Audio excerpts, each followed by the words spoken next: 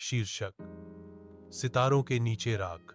एक घाटी के धुंधले मोड़ों में जो कालिक और इतिहास से काली हो गई थी, जावेद नाम का एक आदमी रहता था।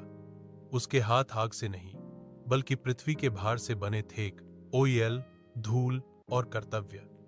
हर सुबह सूरज के आकाश में आने से पहले जावेद उठा, ठंडी चाय पी और अपने दिवंगत पिता की तस्वीर को चूमा, एक खनिक भी जिसने श्रम की आग को नीचे की ओर पारित किया, जैसे कि एक पवित्र मशाल। खदान अंधेरे का पेट थी जो पुरुषों और सपनों को एक साथ निगल रही थी।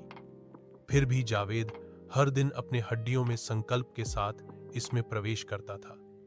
वह पसीने की गरिमा में विश्वास करता था, इस सच्चाई में कि परिश्रम एक प्रहर कठोर हाथों से फुसफुसाया गया। उसके लिए कोयला सिर्फ पत्थर नहीं था, यह स्मृति, विरासत, अस्तित्व था। कुदाल की हर मार अदृश्य मजदूरों के गान में एक नोट थी। जावेद 12 घंटे काम करता था। वह सुरंगों में पुराने लोक गीत गाता था। उसकी आवाज एक भजन की तरह सन्नाटे में गूंजती थी। उसने टूटे हुए औजारों की मरम्मत की और युवाओं को सलाह दी। रात में वह तारों को देखता था। वह यह सोचना पसंद करता था कि वजन के नीचे कोयले को खुद प्रकाश याद था, जो गहरा दफन था।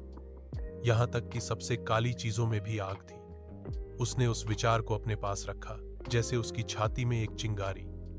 उसका जीवन सरल था। एक मां को देखभाल, स्कूल में एक बहन, एक टपकती छत वाला एक छोटा सा घर। लेकिन उसने कभी शिकायत नहीं की। उसके लिए कठिनाई सजा नहीं थी, यह अर्थ का मार्ग था। एक बार एक डहने से एक लड़का शव में फंस गया। बिना रुके जावेद ने अंदर घुसकर नुकीली बीमों से रेंगते हुए खून से लथपथ हाथों से युवक को बाहर खींचा। जब दूसरों ने पूछा कि उसने अपनी जान जोखिम में क्यों डाली, तो उसने कहा, अगर कोई आदमी अंधेरे में खो जाता है तो ये एक और आदमी रास्ता दिखाने के लिए लेता है। वह उद्धरण बाद में गांव के मंदिर की दीवारों पर उकेरा गया था। वह समय से पहले बूढ़ा हो गया। उसकी पीठ धनुष की डोर की तरह झुक गई, जो बहुत देर तक खींची गई थी।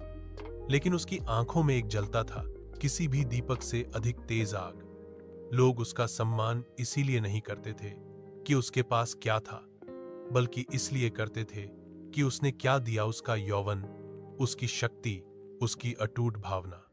उसने उन्हें सिखाया कि धन सोने या कागज में नहीं है, बल्कि सहनशीलता, बलिदान में, खड़े रहने के मूक साहस में। एक सर्दी में वह बीमार पड़ गया। खान उसे बिना शांत महसूस हुई।